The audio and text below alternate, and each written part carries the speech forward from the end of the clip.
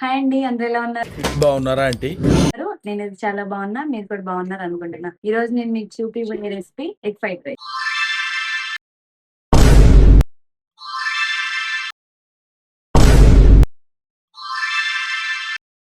2 spoons oil తీసుకున్నాం. Oil ఇలా వేడెక్కగానే పోపు దినుసులు వేసేసుకుందాం. కొంచెం ఇలా కలిపేసి కట్ చేసుకుని మిర్చిని వేసేసుకుందాం. 2 నిమిషాల పాటు వేగిన తర్వాత కొంచెం ఉప్పు, కొంచెం పసుపు వేసుకొని కలిపేస్తున్నాం. ఇలా గోల్డ్ కలర్ రాగానే కొంచెం అల్లం పేస్ట్ వేసి కలుపుతున్నాం. కరివేపాకు చిటపట అన్నాక కట్ చేసుకుని టమాటాలు వేసుకొని 2 నిమిషాల పాటు ఇలా తిప్పుకోండి. చూసారా అండి టమాటాలు ఎలా ఎగినాయో? ఎక్కువ టమాటాలు వేసుకోకండి, ఎందుకంటే టమాటా రైస్ అయిపోతుంది. ఇప్పుడు కోడిగుడ్లు తీసుకుందాం. ఎక్కువ గుడ్లు పగలగొట్టుకున్నాను. మీకు కావాలంటే మా ఇంట్లో ఎక్కువ మంది అన్నారు కాబట్టి నేను ఇన్ని కోడిగుడ్లు పగలగొట్టుకున్నాను. మీ ఇంట్లో తగ్గట్టు మీరు చేసుకోండి.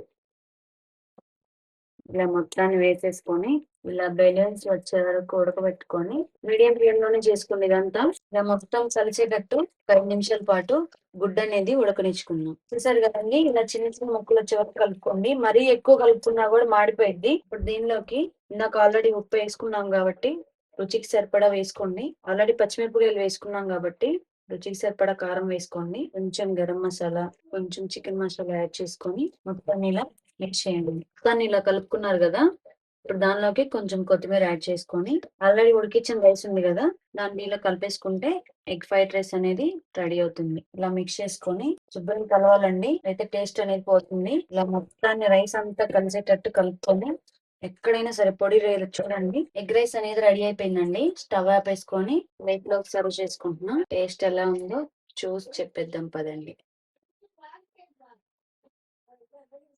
చాలా బాగా వచ్చింది.